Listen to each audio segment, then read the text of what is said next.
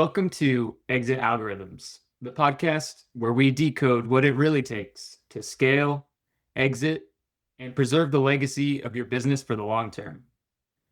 Today's guest is Amber McCollum, co-founder of the Active Income Network and an investor, educator, and AI-driven systems builder.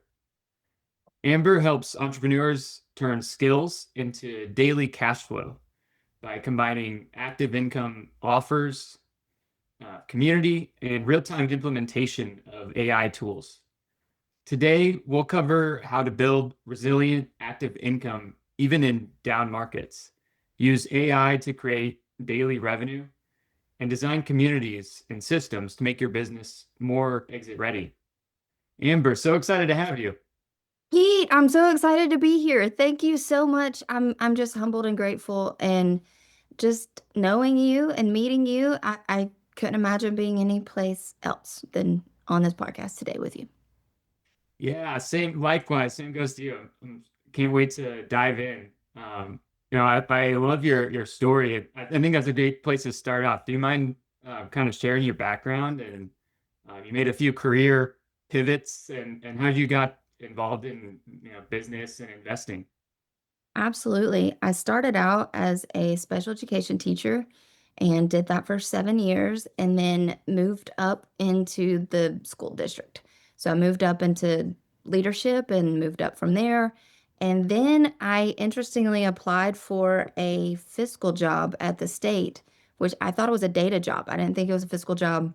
So I came in prepared for to talk about data, and they were like, "I don't think you're here for the right job." And I looked at the job description, and I literally showed them the job description. I said, "This is what I prepared for." And they were like, that does look like a data job. It's actually a fiscal job, but it was like financial data, right? And so it didn't read well. So I was like, I'm gonna flip this. So it was a panel presentation, and I was fully prepared. I had like portfolios for everybody, like what you see in the movies. Like I came in there with prepared.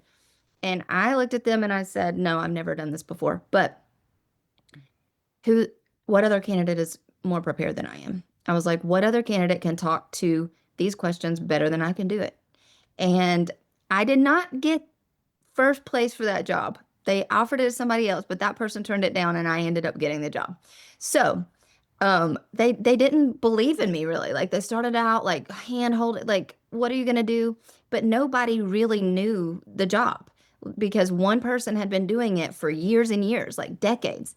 And so he ended up having a heart attack, unfortunately, within 30 days of my hire. So I only got 2 weeks with him. And Wow. I ended up reading federal regs, which I don't recommend to anybody, but just like reading it because I was like, I have to learn how to manage this money. And it was really federal dollars that was coming into Georgia. And so my boss was super impressed. She was like, "What are you doing? Nobody reads the code of federal regulations." And I was like, "I do it." Because I'm a nerd, Pete, honestly. And so, I created a position there where we grew that into a big team, and I moved up and became an assistant director, was a mouthpiece for the state, like did a lot of things. And then I was recruited nationally to help other governments manage money. So I've managed over billions of dollars corporately, and so that led me into the rest of my entrepreneurship journey. So Yeah. Oh, that's awesome. Yeah, it's funny. It sometimes it's like you can just prepare so well, and sometimes that can show that you'll be a good fit for the job, even if even if it's the wrong technically right, uh, wrong preparation. It shows the work ethic. I love that. yeah, for sure. I think there's just so many transferable skills that you can learn. I mean, I think a lot, I don't necessarily believe that people need to go to college to make money or to have an income. In fact, I believe it's the opposite. Like you can just go 18-year-olds, 16-year-olds are making money like more than 40, 50-year-olds these days. But at the same time, I think you are grounded in the traditional setting. Like when you go to college, when you go to corporate settings, and when you have to apply and you have to learn how to manage or learn how to be managed, I think you grow a lot of skills that if you can learn those things, it's going to make you so much better an entrepreneur. later. Absolutely. Yeah, and I think we talked a bit in the pre-show about, your early experiences in real estate with wholesaling and the grind. Would you say some of those lessons you carry with you and have helped you in your journey today? Absolutely. I learned a lot through wholesaling. Was profitable on 2 deals, and that was enough. It was enough to be like, I proved the concept, I can do it, but this is not where I want to be. I did want to have more money, honestly, and that was part of it, Pete. But the real reason is because I have a good life. Like I had a good life. I was doing my thing, going to work, clocking out, just being like every other worker. I worked my way up. I worked hard, saved money, did all the right things, and then my dad got sick, and Mm. I we had to go through that, and he needed a place to stay, and I couldn't care for him for so many different reasons. And we he lived the American dream. He did everything right, Pete. He worked at Lockheed, he got a job, and his end of life care, he didn't have the money for it. He made too much money to qualify for government assistance, made not enough money to get to a nicer place. And so I put him in a decent spot, but it was so far away and I had to drive far, and it clicked. Right then I said, I've got my own problems in life. I don't know what my end of life care plan is. And I don't think anybody thinks about that until they have to go through it. And there's a saying that if you make so much money corporately, like, or in a job, like, you'll never become a good entrepreneur because you're too comfortable. And for Mm. me, it's not that I made a ton, but I made enough to be comfortable. But that, seeing what happened to my dad and seeing how we had to care for him and make sure that he was okay, and he was going blind and deaf, and it was hard. It was hard to live in an environment like that. And I thought, this can't be my life or my mom's life or my family's life. Like, I have to do something else to supplement my income. I don't have dual incomes, and end of life care is extremely expensive. So that was my why, Pete. And I went into wholesaling, and it didn't work out because I didn't like it. I wasn't passionate about it. But because I had been managing money all this time, I realized I'm passionate about money, and I have a skill set that a lot of people don't want to talk about money. They don't know the language of money. They don't know the compliance, um, the regulations around it, what you can do, what you can't do. And so I thought, that's it. Like, I still love real estate. I still love assets. I still think you should be an owner, buy businesses, but understand the language of money. So I took that on full force, and I feel like I know the language of money at this point. Yeah. Wow. Yeah, man, I can't imagine. It must have been so tough. But wow. Yeah, and like, people can't rely on Social Security anymore these days either. That's very admirable to look at other ways to get around, and then now it's kind of seems like it led you to the active income network, helping others build that kind of wealth. Yes, absolutely. So my entrepreneur journey took a funny turn. I decided to be a fund manager, and I started out actually as just a private money lender. Like, I wanted to lend my own money for a return, and I thought, well, this will be supplemental.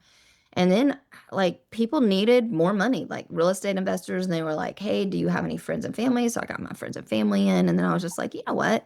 I'm good at talking about money. I'm good at talking about returns. I'm good at understanding this at a complex level, so I can break things down." So I just ended up becoming a fund manager, and um, we've had the fund for a little bit while. We haven't done our big, huge launch. We'll do that at some point, but yeah, that's capital raising, fund management. That is what I've leaned into, and it's really needed for all real estate investors. But the reason why I started the Active Income Network is because as I was moving through these real estate deals, and even like for me, I want to buy businesses as well. And as I'm looking at these funding metrics and everything, I'm meeting all of these people who are owners. They own assets, they own businesses, they own real estate. And really, the real estate people, more than business owners, even though it's harmed business owners a lot in a downturn market, A lot of entrepreneurs don't know how to make it. I think there's a huge problem with paid communities Mm. teaching to the lowest common denominator. And what do I mean by that? If you have a real estate mastermind, they will teach you to be a bird dog. They will teach you wholesaling. They will teach you the lowest and say, start with no money. You can get other people's money, blah, blah, blah, all these things. And so people think, oh, I'm going to start with $0. I don't need any money to start, and I'll have passive income. And so those are two buzzwords that people love to hear. And it works for somebody. If you're listening to this and it's worked for you, I love that. You are the exception to the rule, but it doesn't work for everybody. People, for one thing, people want credibility to loan to you. So you have to start with friends and family in order to and do your friends and family have money? That's the first thing. Um, Outside of that, yeah, you can bird dog, you can do all of these things, but then you have to work your way up to ownership. So then you're really just grinding it out, doing a job, doing the same thing you could be doing for money, trading time for money, except for you're Mhm. building somebody else's business as a bird dog. But if you want to be an owner, you have to know the language of money. You have to know the skills. You have to be savvy, a savvy person to be an owner. Because if you, let's say you get 40 rental portfolios, market downturns, 20 of your renters stop paying, how are you going to make it? And because you're going to have to pay those mortgages yourself. Do you have enough cash flow to do that? If your cash flow was coming, your passive income was coming from the properties, which is never passive, you're always working. Um, you're gonna tank. And every real estate market takes out 90% of the people. This market is the same. Most of my friends have done that. And so I started talking to people about AI. Like there are so many ways to make money right now with AI. You can do it right now in your real estate business. Like if you're a real estate agent, how do people virtually stage properties? You can do that for people. You can offer a skill set for people. How do Mm. people that need to do social media for their business, can you offer to help them with AI? Like I do, I hired Dan Martell as a coach, and he says if people in your business aren't 90% using AI, then you're doing it wrong. He believes that you can go from 0 to 7 figures in 6 months. I'm trying to go from 0 to 7 figures in 12 months with this new company. That's not my only income, but to show people that it can be done. And and that's what we do. Yeah. Wow. Yeah. No, that's crazy. Yeah, there's so much potential there with AI, especially. So with the active income network, what are some results that you see members or the goal for a lot of members in joining? Is it quick wins with with getting some another stream of revenue, or yeah, what's kind of the typical use case, I guess? Some have had quick wins and some have not. I think it's just like anything. What you put into it is what you'll get out of it. What I think the big part of it is that people feel the possibility that they can do things. And it's a high level group to where people help each other. It's turned into a small economy, really, because everybody has a service, everybody has a product, and really they're selling to each other in there, which is awesome, and Yeah. they're helping each other sell to the bigger market, which you can do for organic or paid ads. My thing is, so whether I'm raising capital, whether I'm negotiating a deal, whether I am speaking on stage, no matter what I'm doing, you have to have the skill of communication. And the skill of communication really boils down to sales and marketing. Can you persuade somebody enough to buy your product, to lend to you, and not really persuade them as a manipulative, but can you tell a story as to why somebody should work with you? And then provide value after that. Like, can you tell the story? Can you enroll? Do you have the skill of enrollment? Enroll people to come into your atmosphere and then deliver, life, change their life, over deliver. Like that's what I always say. Like our community, we're not even supposed to be doing one-on-ones. We're not even supposed to be doing as many group calls as we do. But when people break down or they need help or they're stuck on this vibe coding one thing, we have enough people who know enough tools that can help them over the finish line. And so we jump in, and that's the power of a true community who wants to help each other. And also just to be like, these are investors who still want to own assets. And it's like, get your active income first. Real estate and buying businesses should actually be second. You need Mhm. money coming in because even if you're buying businesses, the SBA, if you're getting an SBA loan, they're going to look at your liquidity. They're going to look at your profile. Every everything you do, everything you want to own, you still have to have some level of credibility. And how are you going to get that if you don't have any active income, if you have poor credit, if you aren't growing these skills? The fastest way to make money in for anybody, I believe, is AI because it's still new, it's still fresh to market. You can still go in on one thing or multiple things. There's so many ways to do it. Other than that, you could also just automate your whole business, like turn your business into speeding up. Let me give you an idea, Pete. One thing that we are actually doing is we are attempting to arbitrage marketing. So I've learned the skill of copy, and I feel like I'm pretty good at it. So we have scraped data. We using a tool to find businesses who not just cold call businesses, but business who has put out there on Fiverr or any of these other platforms that they need a social media management, a marketing person, an email marketing person. And so we're scraping this. We have all these leads. And then we built a tool that helps find people from Fiverr and different people who want to manage people's social media, who want to market it, who want to do all of that. So what we're simultaneously having our VA send out craft the emails automatically through AI and send out to both parties. And we'll close them because we're good at closing. And what our goal is, and we just started this a week ago, but we've already scraped leads. We already have over 1,000 leads. Like our goal is to put these people together and arbitrage the money. So AI's finding the leads, AI's doing all of it, and then we're really connecting people together to say, oh, this is a person you need more leads. We'll give you more leads. We just want to take a percentage for however many leads that close with you. And so we're going to get a percentage of that. And then the people that need that, we're going to give them what they need, which is a marketer or a social media person. And it solves a lot of problems because everybody's looking for this. The marketers are looking for more clients. The clients are looking for people to help their business. Mhm. We could Mhm. do it, but why not use AI to arbitrage that? And those are things that I think there's a million. I could come up with a million ideas on this podcast. And I think people just need to think outside the box and they need to be around people who can have these conversations with them. Absolutely. Yeah, that's critical.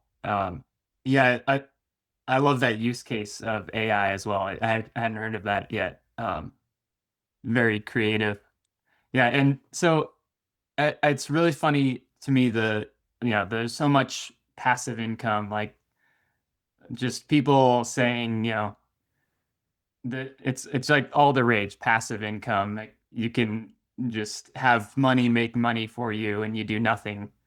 Um, do you think that's just a myth entirely, or is it sort of like you should be building your wealth in the short term, but the long term is still more passive? I think it depends. Depends on what you want to do.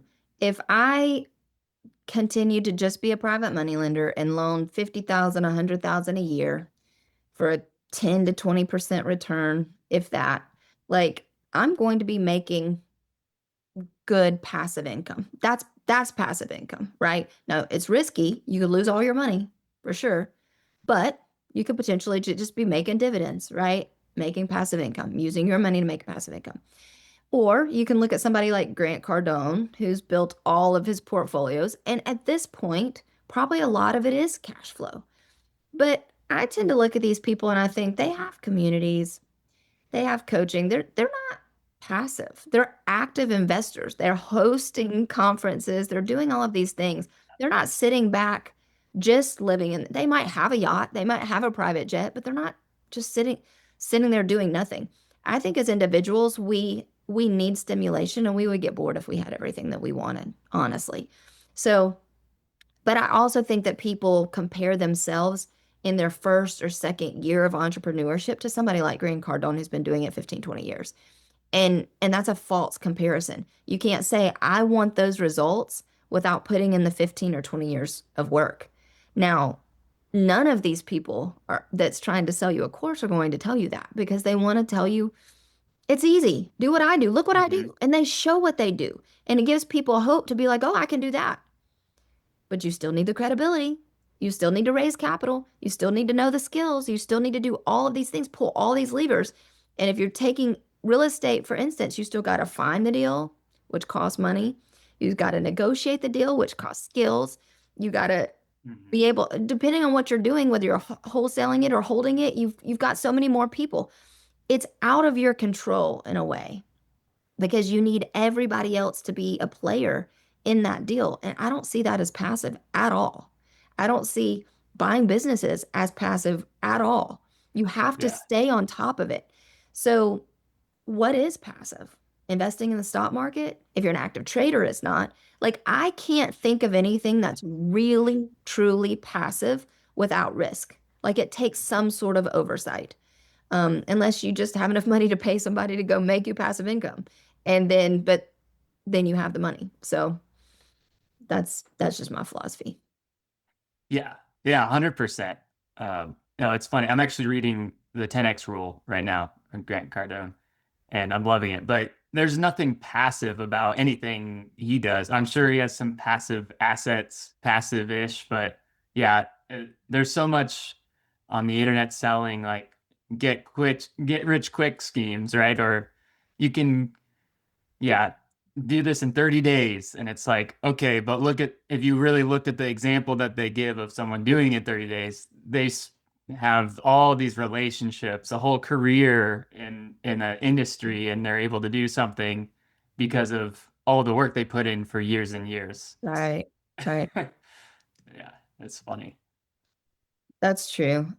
And not only that, it's it's also like it's hard to understand what people what people are capable of, what people like what they can do. Like are they a self-starter? Are you doing this? Like what do you want in your life? Really? Like, do you want money? Do you want freedom? Because what I can say is money does not equate to freedom. Mike Tyson said it best. If you feel that money is freedom, you'll always be a slave to money, and that is a prison. So, what do you really want?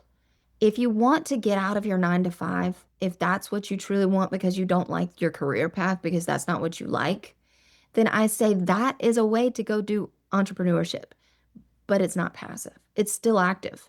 And then you can have your own autonomy. You can work as much as or a little as you want. You can make as much or as little as you want if you know how to scale. But go into it knowing it's going to be hard work. It's going to be harder work probably than what I'm doing at my 9 to 5 in some cases, not in all. But here's the things that I want. I want independence. I want to be able to make as much as I can and not have people take my intellectual property to grow their company. I want to grow my own company. But you have to have the fortitude to stomach all the downturns, stomach all the down markets.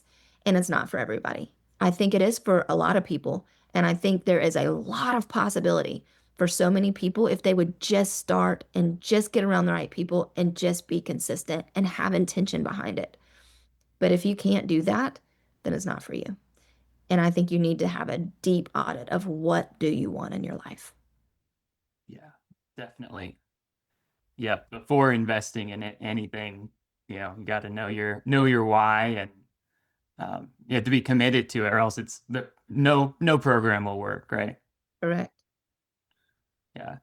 I wanted to go double back on the AI, using AI for marketing. I thought that was fascinating. And I follow your stuff. Do you recommend a variety of AI tools? I'm sure I think we talked about you've tried, dozens and dozens. Mhm. How do you recommend business owners, like, they're overwhelmed by the amount of tools available? Where should they start to, you know, just invest in a just at the first step to an effective AI powered system for their business? Yeah. Well, language models can be free or paid. I do pay for them. So that would be ChatGPT, your Claudes, Perplexity, things like that. I lean towards I use ChatGPT for just like it has my memory. So I lean towards that for just like everyday talking. But when it comes to code, like everything's different in some ways. So I use Gemini 3 for coding. I use Perplexity and Comment Browser for almost everything else. Like if I need an agent or something like that. But even that can be overwhelming and too much. So what I would say versus just figuring out what to invest in, what tool to invest in, I would start free and learn how to talk to AI because I don't think AI is going to take a lot of people's jobs. I really don't.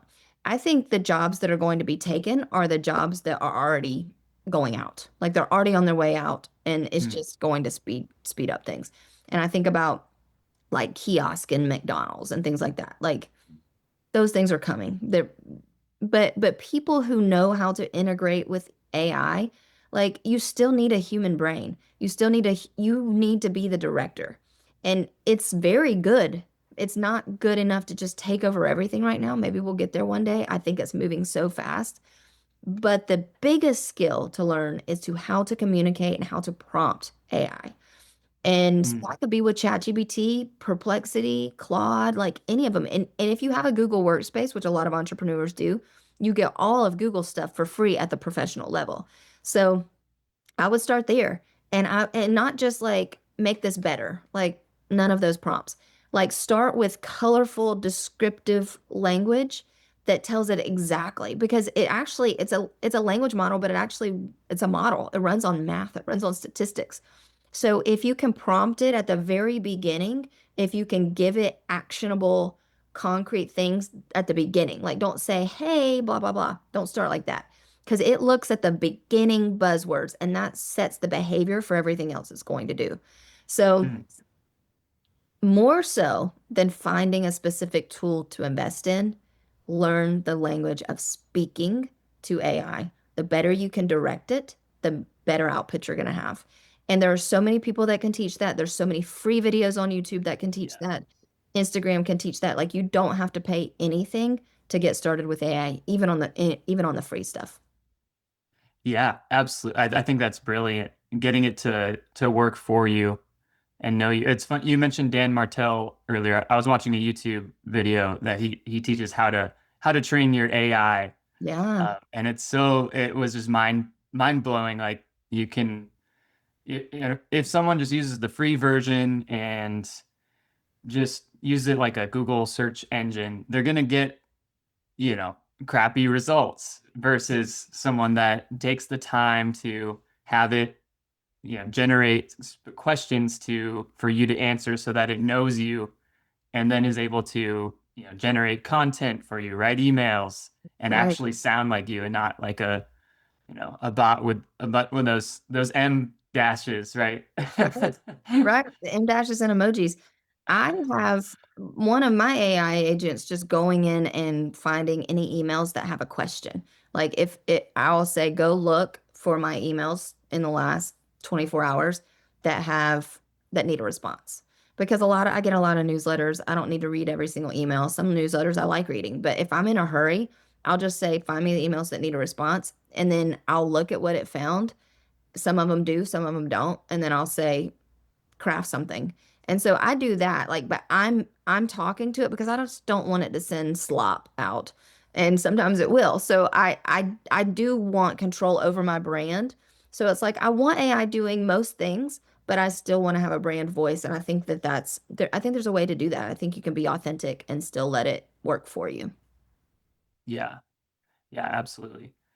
Do you see it sort of creating a way to create passive-ish income as far as like it's so automating almost everything that you just kind of press a button and let it go? I do. I think in order to get to that place, you do have to be active. You have to build the system. And I think that's going to be investing in tools, workflows. Some can do most things. Go high level can do just about anything, but I hate go high level. I use it, so nobody come after me about that. I do use go high level. I don't like it. I think that it's a sticky situation, just like a bank. Once you get in, it offers everything. And so it's like, oh, fine, I'll just do it. But like the young kids are scraping emails and data. Go High Level won't let you do that. They want all these continuous opt-ins. Well, I agree with that, and I definitely want to be in compliance. But when you can scrape some data for people that are looking for something, you don't even have to send an email to them. Like you don't have to add that to your email list. You can call them or warm them up in different ways. And there's a lot of ways to warm up emails as well. And so Go High Level, it stops me from that.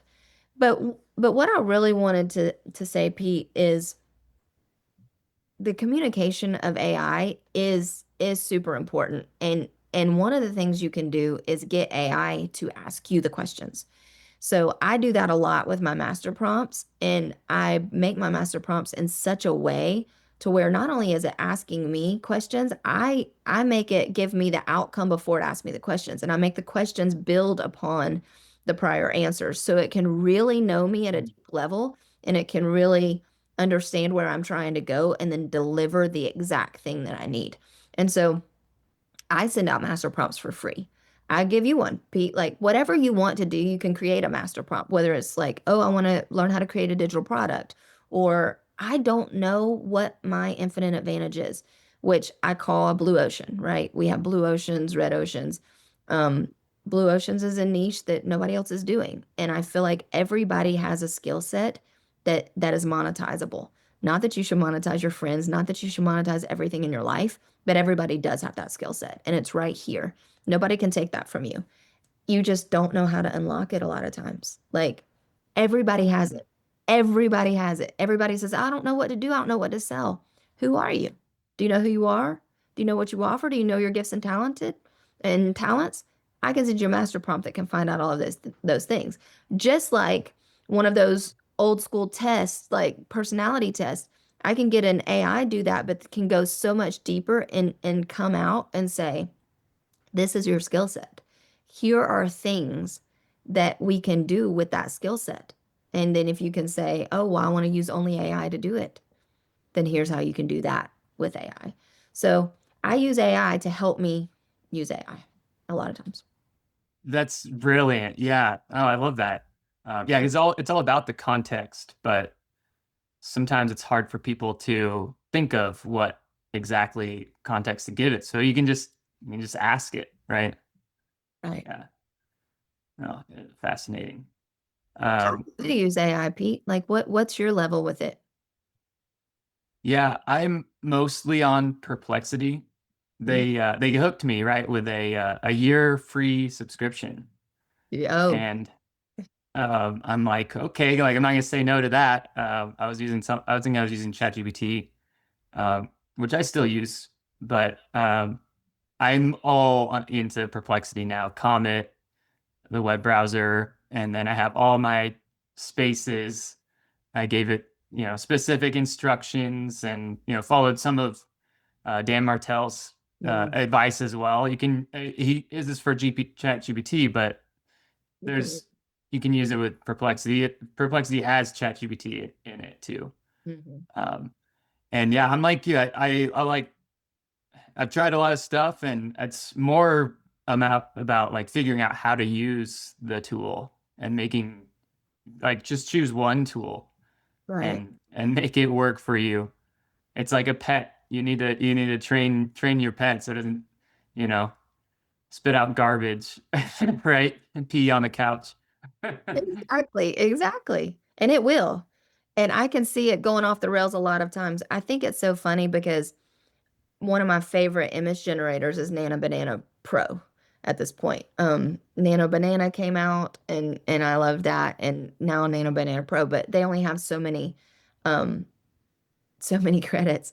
So what Google did is they sent out a Nano Banana Pro guide that will show you because people were like, this is not as great as everybody's saying. And so they were like, here's a guide, here's the prompts, here's exactly what you want to say.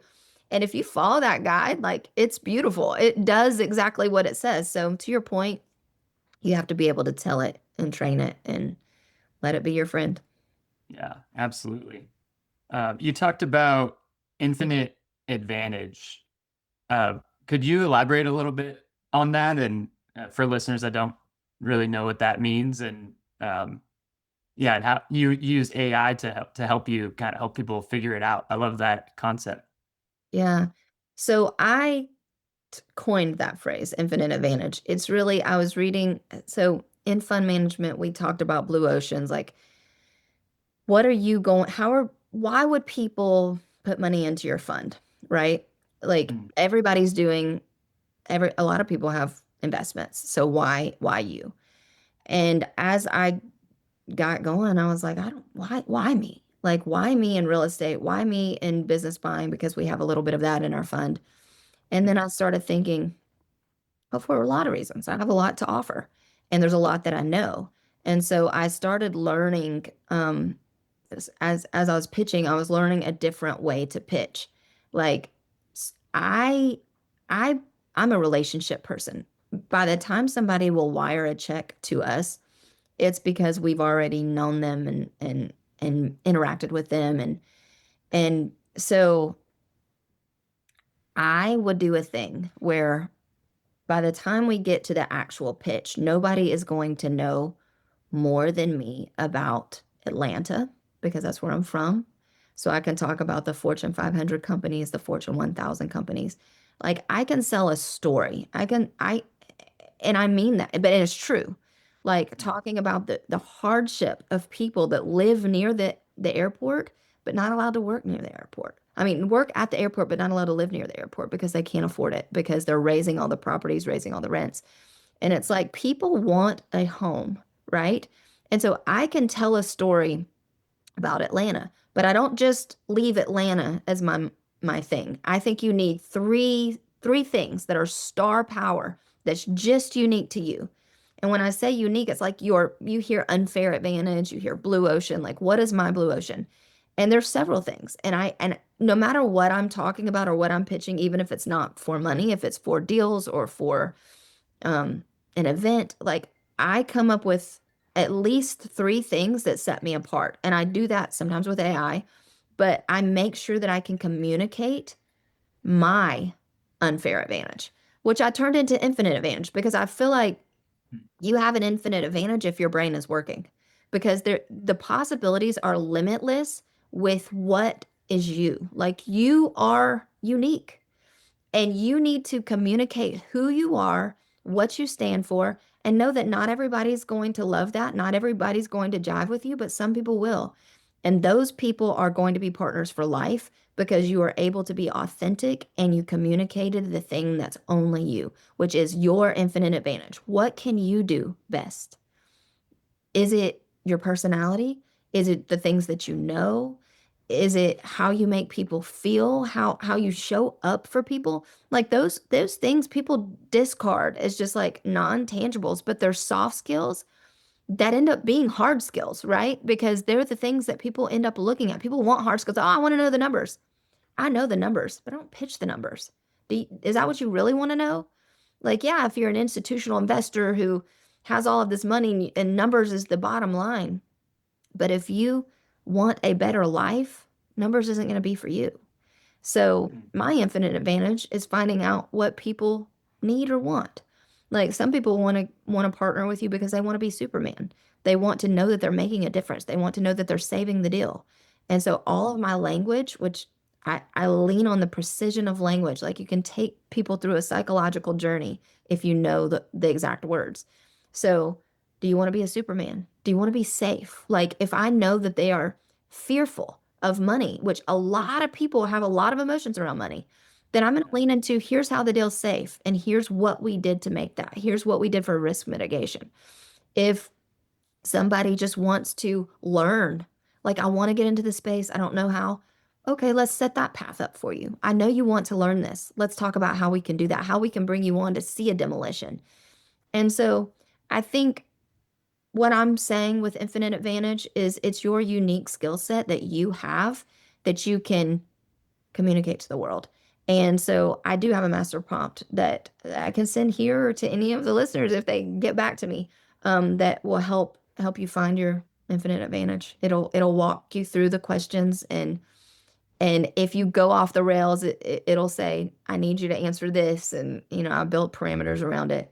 But at the end, it comes out with a beautiful plan. Like, here's your strengths, here's what you can do, and here's some options that you can use with it. So Wow. Yeah. Powerful. I'm glad I asked that. I don't think I'd heard that term before. I love it. I hadn't heard it either. It makes sense though. Clicks right away. But it's Um, kind of like I love play on words. So the active income network, we use AI. So AI is an active income, you know, and so nice. infinite advantage is actually an inverse of that. So IA, which is stupid. It's only an Amber thing, but it helped me remember it. So Yeah. No, I love that. Man. Okay. We're coming up on time here shortly. I wanted to ask where you see AI going in the next 5 to 10 years and how it's going to impact people and businesses. I think everyone will be using it, and I think AIs will be talking to AIs. Like I think it'll be like you won't be checking email as much. Like I think if it's done right, like there will just be a lot of automations. But what I'm hoping that that does is create the opportunity for more higher level thinking and in-person communication and life because I think people you can't live on a screen. I do. I work from home. I everything I do is from home, but I get so much energy from other people and I think human connection is so important and we're losing it. And so I'm hoping that with the advancement of AI and with all the things that it's going to do both on the back end and the front end, I think there's going to be a lot more problems than people know too.